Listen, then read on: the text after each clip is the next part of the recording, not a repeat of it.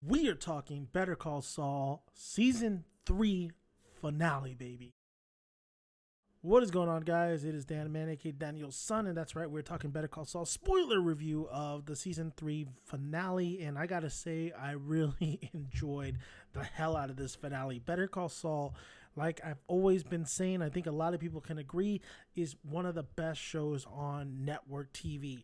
It has done everything right this season. I mean, there has been slower episodes this season here and there, but what the season finale did was it really sent these characters somewhere. I mean, I really liked where Kim went. I really liked how Jimmy really, because he was an ass. He was an ass definitely in the last episode, but he really made up for that, man, because I was really starting to really not like this guy, especially last episode. But now, after what he did for what's her name, the old woman, and getting her friends back, and now her not doing the settlement and all that stuff, he did right, and that was good. That was definitely good, and that was definitely, you had to have that happen at the season finale.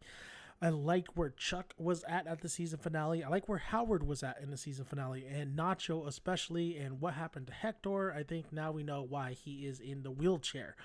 I'm assuming Mike is not in the episode, which is fine. We didn't need Mike in this episode. Where we left off with Mike, that was fine.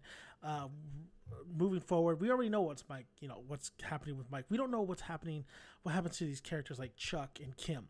Right? We don't even know what's going to happen to Nacho. I think Nacho was one of the characters in this episode where I was kind of worried about, especially with Hector going to his papa's house. Where his papa's working and stuff. And I thought something bad was going to happen to Nacho, honestly. But what happened was the complete opposite. It happened to Hector. And then you see Gus looking at Nacho at the end after Hector has a heart attack, so that was interesting. So where's Hector gonna be at? I think Hector's gonna die sooner or later, but right now I thought he was gonna maybe die today or tonight in this episode, but that wasn't the case. But I really feel for Nacho. Like, Nacho wants to get out of it, but it's his own damn fault for putting himself in that situation and putting his family at risk as well. I really like the scene between him and Hector, and how his dad just wanted Hector to leave, and he said, you need to stop disrespecting this guy because he's gonna come after your booty. I really like how Kim was in this episode. She finally put her hair down. She didn't stress about work anymore. I love the relationship between Jimmy and Kim. It really felt like, that's the relationship that you want from Kim and Jimmy. Caring for each other, not giving a shit about the office, not caring about work, just Kim getting better and finding a way to move forward from this. And Kim was gonna continue with the clients and stuff, but she just rents a bunch of movies, she relaxes, and she's happier. And I love to see Kim happy. So Jimmy's and Kim relationship was deteriorating, but now that Kim has finally just kind of let loose and just now relaxing, you see that relationship kind of blossoming again, and you see the love that they have for each other. So that was really cool. That was really good to see, just Kim just finally smiling, finally relaxing, not stressing too much. With Jimmy, though, of course, Jimmy, like I said, he did what he needed to do for us as the audience to like him, because if he didn't, because that old woman, what a sweetheart. She was being her friends didn't like her, even with the settlement, even with them getting a piece of the pie, they still saw her as a backstabber. So with Jimmy finally setting things straight, I really enjoy that aspect. And you see, Jimmy does have a heart. That's why he went back to Chuck, and I really love that dialogue and that interaction between the two. But damn, man, Chuck with those harsh ass words to Jimmy was crazy, man. Well, Chuck telling Jimmy, I never really cared for you much.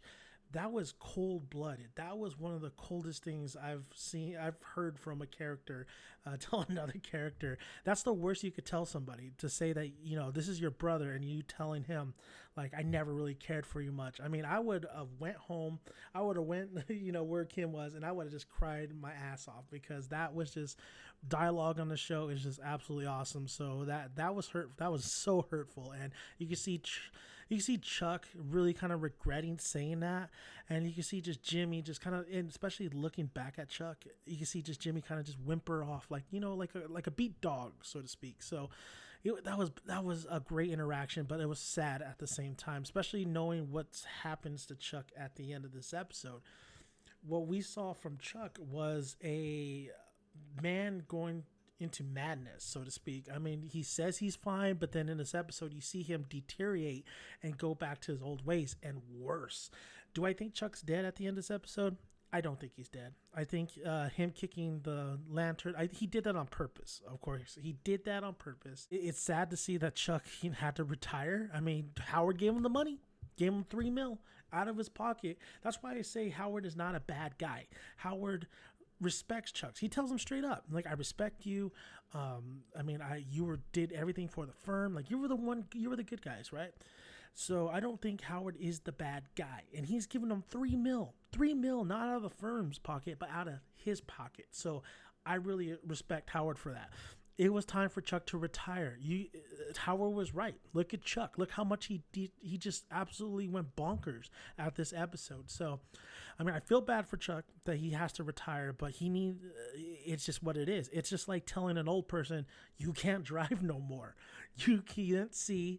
You just can't do it anymore. We're taking your license. We're taking your car keys. You can't do it for the safety of others and for the good of everybody else, so to speak. Overall, the finale is everything I wanted in a Better Call Saul finale. It gave me a lot of closure, but yet it gave me openings. It gave me paths to where these characters might be ending or where they're going.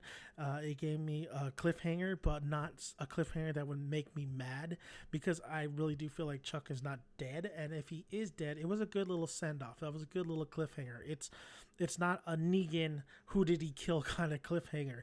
So that's the difference between Better Call Saul and The Walking Dead. It doesn't piss you off at the end. So Better Call Saul, the finale, did everything it needed to do. It was a great finale with a lot of character kind of showcasing where the characters have gone through, especially when Jimmy and Kim got that firm. I feel bad for Francesca, I believe her name is. I think she's a badass. This whole season was a fantastic season. Like I said, some episodes here and there were a little bit slow, but a lot of it was really golden.